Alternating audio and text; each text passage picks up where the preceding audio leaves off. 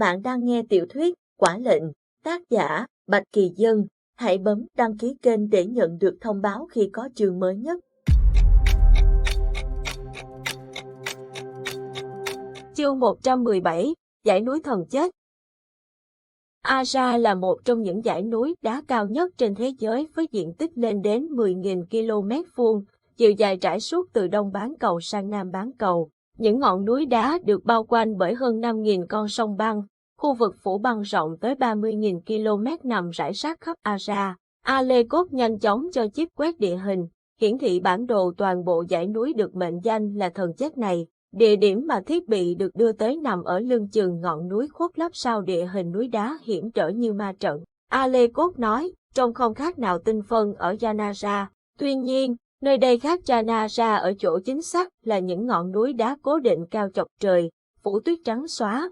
Bản đồ Aja hiện lên các tuyến đường được chip coi là khả thi nhất, cũng là một tuyến đường cực kỳ lắt léo và nguy hiểm. Căn cứ của tổ chức khủng bố nằm ở lưng chừng một ngọn núi lớn.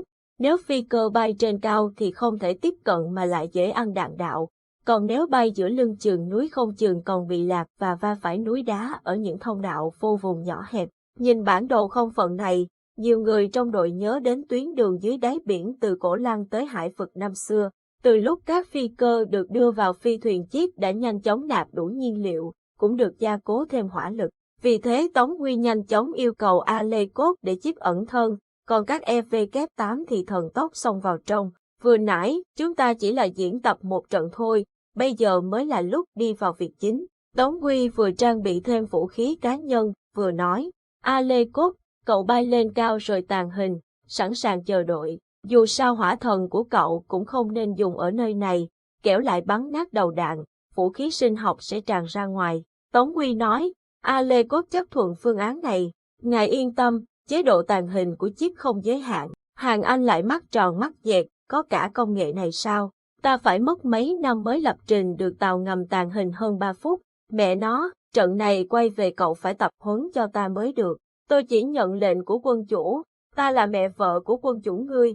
Alekov, mắt nghẹn, cả đội đều trang bị đầy đủ, nhảy lên phi cơ của mình, chuẩn bị xuất phát. Diệp Minh quen đánh trận trên không, liền nhanh chóng chia đội theo các tuyến đường khác nhau để tránh bị tập kích hàng loạt. Hơn nữa địa hình vách núi uốn lượn và nhỏ hẹp, nếu cả đội đi cùng một đường sẽ không thể nhanh được. Cả đội xác nhận mệnh lệnh xong liền phóng ra khỏi phi thuyền, bay vào vùng núi trắng xóa. Tống Huy và Nhạc Ly đi một đường, Hàng Anh kèm Hải Tâm, Diệp Minh đi cùng Triệu Thanh, tỏa ra ba hướng, lao nhanh với tốc độ tối đa.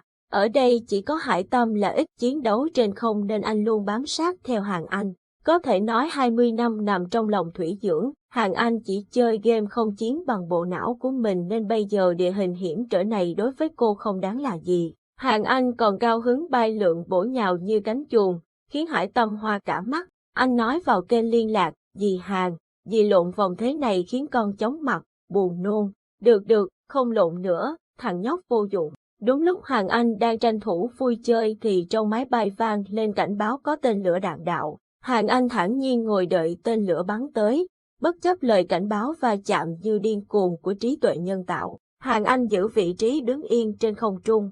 Đối với phi công lái máy bay, việc giữ yên vị trí bất chấp sức gió ở trên không còn khó hơn những cú nhào lộn kinh điển. Nhưng Hàng Anh thì khác, cô ung dung chờ tên lửa đạn đạo khóa mục tiêu, xé gió lao tới. Đúng lúc chỉ còn cách mấy mét, Hàng Anh đột ngột lộn một cú xoay vòng đẹp mắt, tên lửa khóa mục tiêu, sượt qua, đâm vào vách đá khiến cho cả tầng băng tuyết trắng xóa rơi lả tả xuống. Hàng Anh hú lên như trẻ nhỏ, mẹ nó, chơi đã thật. Hải Tâm cũng bị một quả tên lửa đuổi theo, anh bay loạn lên tránh đạn nhưng nó cứ bám riết lấy anh. Hàng Anh nói, nhóc, phía trước có một khúc cua, bẻ quặt ngay ở đó. Hải Tâm nhìn trên bản đồ, liền thấy một khe núi. Anh theo lời của Hàng Anh lao tới, đúng chỗ vách núi chìa ra sắc bén.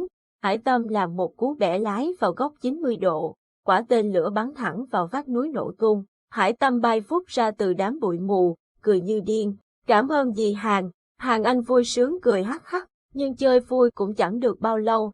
Phi cơ của địch chẳng mấy chốc đã bay ra như châu chấu, tấn công tứ phía. Những quả đạn pháo bắn vào vách núi tạo nên những vụ nổ liên tiếp, bụi mù cả không phận. Chỗ Diệp Minh, Tống Huy, Triệu Thanh, Nhạc Ly cũng không khá hơn, đều bị truy đuổi rát rạc, bắn hạ hết đi. Tống Huy ra lệnh, toàn đội lập tức vừa tránh đạn vừa phản đòn. Trên đỉnh núi, tiếng phi cơ xé gió lao đi vun vút, đạn pháo nổ như pháo hoa, bụi đá rơi lả tả từ các vách núi.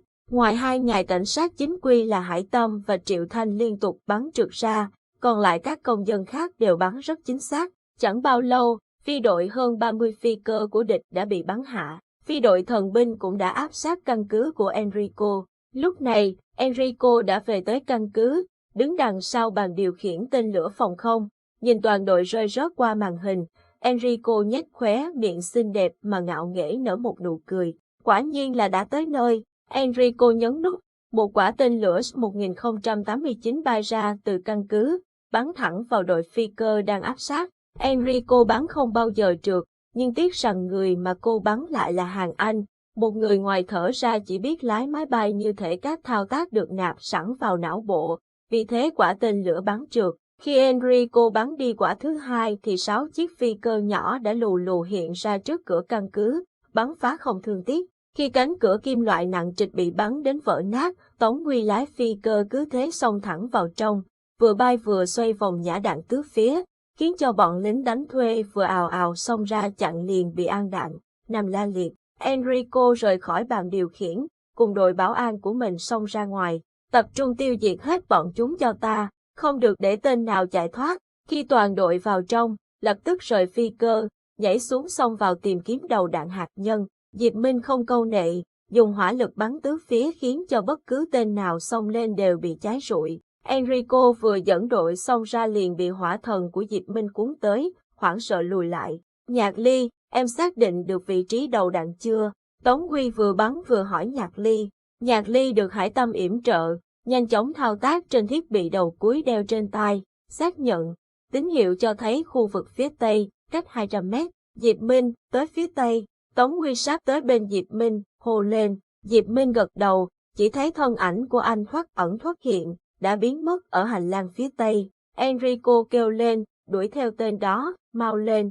Một đội lính ào ào xông theo hướng Diệp Minh vừa đi. Tống Huy liền bám theo sau bắn dữ dội, yểm trợ cho Diệp Minh xông vào khu vực để đầu đạn hạt nhân. Phía bên ngoài, Triệu Thanh đang đấu tay đôi với Enrico. Phải nói sức chiến đấu của Enrico vô cùng cường hãn. Thân hình nhỏ nhắn của cô vô cùng uyển chuyển và mạnh mẽ. Triệu Thanh xém chút mấy lần trúng đạn, còn trúng đòn thì liên tiếp. Hải Tâm thấy thế liền xông lên giúp Triệu Thanh. Hai cảnh sát quần nhau với Enrico một lúc mà đã cảm thấy đuối sức. Triệu Thanh vừa quệt máu ở miệng vừa lẩm bẩm, mẹ nó, trước đây mắt mình mù sao mà yêu cô ta. Lúc này, Enrico nhận được báo cáo của đồng bọn phía trong qua thiết bị liên lạc. Sếp, bọn chúng sắp tiếp cận được đầu đạn rồi. Enrico nghe xong, liền lộn vòng nã đạn xối xả về phía Triệu Thanh và Hải Tâm rồi chạy vào hành lang phía tây. Triệu Thanh lập tức đuổi theo, Hải Tâm thì bị mấy tên lính cản lại. Trong lúc này, Nhạc Ly đã kéo Hàn Anh nấp vào một góc. Dì Hàn, đừng để bị thương, mau nấp đi trước đã. Việc bên trong đã có thầy Diệp và Tống Huy xử lý. Diệp Minh chạy tới phía tây, xác định được căn phòng chứa đầu đạn liền dùng hỏa lực kéo bức tường kiên cố đổ sụp. Nhìn thấy vali đựng đầu đạn, anh liền xông tới xách lấy, lộn ngược trở ra. Đúng lúc này Tống Huy cũng đuổi tới, liền nói, Diệp Minh, mau hủy chúng đi. Enrico cùng đội của cô ta cũng cùng lúc xông vào, hỏa lực bắn tung tóe. Diệp Minh chỉ kịp tạo ra một cấm chế để ngăn hỏa lực quanh mình và Tống Huy. Anh thao tác trên thiết bị đầu cuối, liên lạc với Alekot. Alekot đã lấy được hàng, chuẩn bị mở hố đen vũ trụ. Rõ, quân chủ. Trong lúc thiết bị của Diệp Minh sáng lên, một vòng tròn màu xanh nhạt hiện lên trong không khí rồi lớn dần. Tống Huy bỗng có linh cảm không lành. Hắn giơ tay chặn tay Diệp Minh lại. Anh, khoan đã. Diệp Minh đang chuẩn bị ném chiếc vali vào vòng tròn mở ra lối không gian tới hố đen vũ trụ kia. Nghe Tống Huy nói thì khựng lại. Bên ngoài, Enrico đang ra sức bắn vào cấm chế. Lẽ ra Joy cũng phải ở đây chứ. Joy đâu? Diệp Minh ngẩn người. Vali bị khóa rồi, anh mở nó ra được không? Tống Huy nói, em định làm gì? Mở ra đi. Diệp Minh liền vận hỏa lực, dòng chảy vàng sóng sánh tràn vào ổ khóa. Chưa đến 2 giây nó đã bật ra. Tống Huy vội vã mở nắp lên. Bên trong, trống rỗng, hắn choáng váng. Phía bên ngoài cấm chế, Enrico ngừng bắn phá. nghiêng đôi mắt sáng rực lên nhìn Tống Nguy đầy giễu cợt. Ngài Soler, cảm giác thế nào? Tống Nguy thấy sống lưng lạnh toát. Mã Linh, đầu đàn đâu? Hắn quát lên. Enrico cười thật tươi, nói với hắn, gọi sai tên rồi, con mẹ cô, nói mau không tôi sẽ giết chết cô ngay lập tức. Ngài Soler, để tôi tiết lộ với anh, 2 đầu đạn vừa được bắn đi, còn 3 đầu đạn thì tôi đây còn đang băn khoăn không biết nên chọn địa điểm nào để chơi. Hà Phong được không nhỉ? Hay đảo Phelia? Anh thấy thế nào? Cô đúng là đồ điên.